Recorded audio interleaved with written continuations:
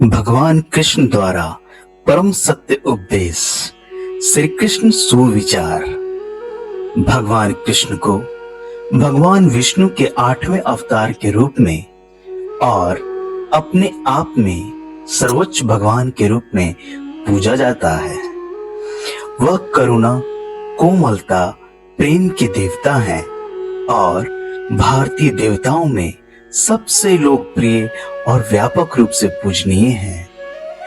उन्होंने हमें जीवन, प्रेम, खुशी, धर्म, मोक्ष, मुक्ति, भक्ति, योग, ध्यान, धर्म, सत्य के बारे में सब कुछ सिखाया।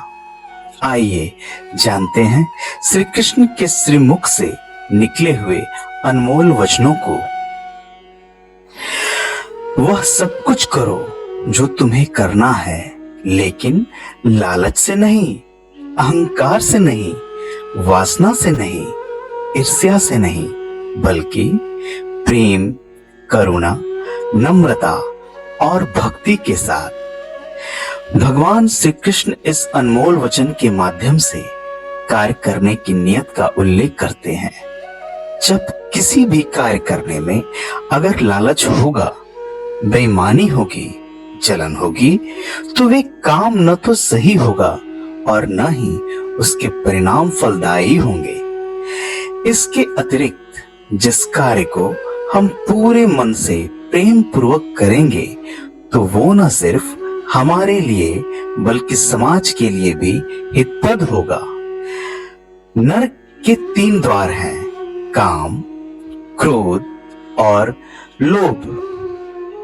जो व्यक्ति कामी प्रवृत्ति का होता हो, जिसके मन में लोभ होता है और जो अत्यधिक क्रोधी स्वभाव का होता है, उसके लिए नरक के द्वार सदैव खुले होते हैं। अर्थात ऐसे व्यक्ति को तो सिर्फ नरक में ही जगह मिलती है। मैं ही सृष्टि का आदि, मध्य और अंत हूं। भगवान श्री कृष्ण ही इस सृष्टि के पालनहार हैं।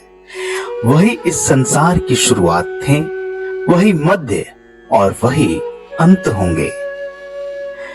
जो आप जो चाहते हैं उसके लिए नहीं लड़ते हैं, तो जो खोया उसके लिए मत रो। मनुष्य सब कुछ चाहता है, पर सब कुछ उसे नहीं मिल सकता। आपको जो नहीं मिला उसके लिए पश्चाताप मत करो, और जो आपसे खो गया, जो आपसे अलग हो गया, उसके लिए निराश भी मत हो। मैं सभी प्राणियों के हृदय में स्थित आत्मा हूं। मैं सभी प्राणियों का आदि, मध्य और अंत भी हूं।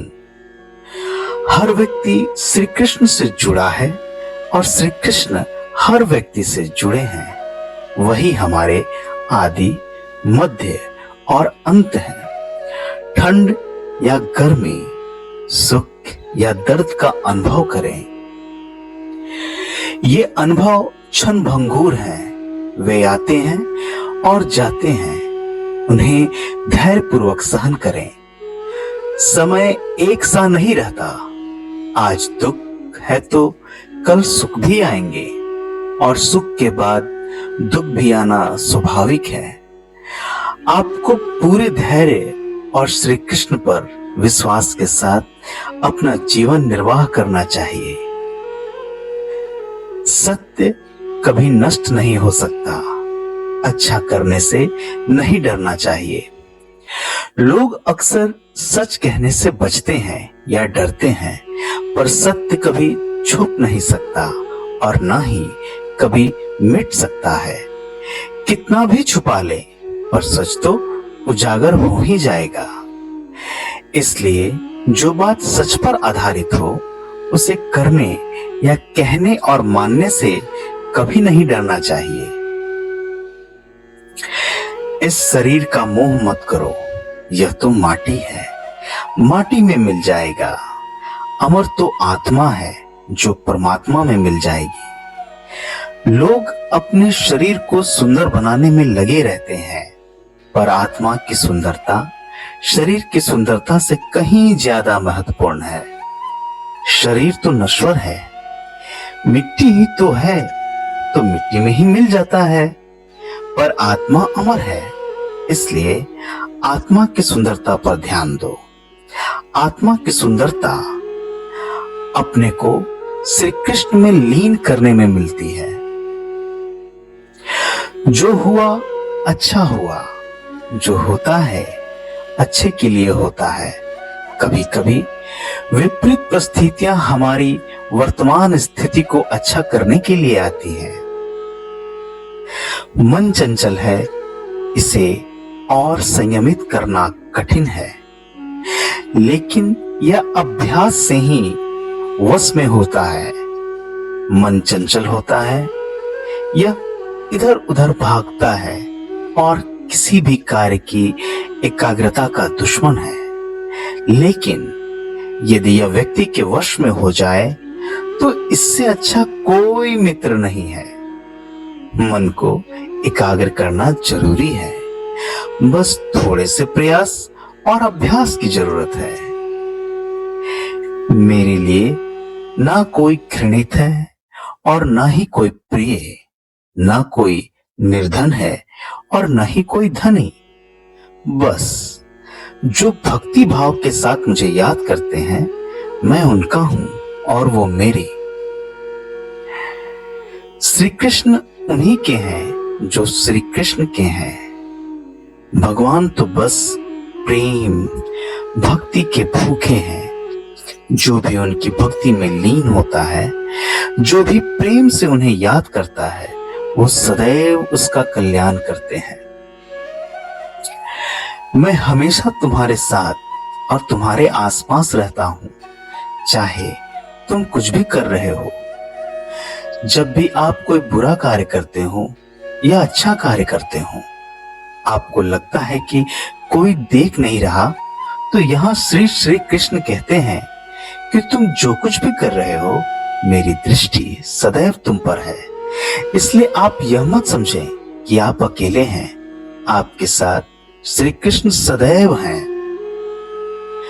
जो कुछ हुआ अच्छे के लिए हुआ, जो हो रहा है अच्छे के लिए हो रहा है, जो होगा वह भी अच्छे के लिए ही होगा। जो कुछ हुआ अच्छे के लिए हुआ, जो हो रहा है अच्छे के लिए हो रहा है, जो होगा वह भी अच्छे के लिए ही होगा। तो सकारात्मक रहो और अपना कर्म करो। आप वही हैं जिसमें आप विश्वास करते हैं। आप वह बन जाते हैं जो आप मानते हैं कि आप बन सकते हैं।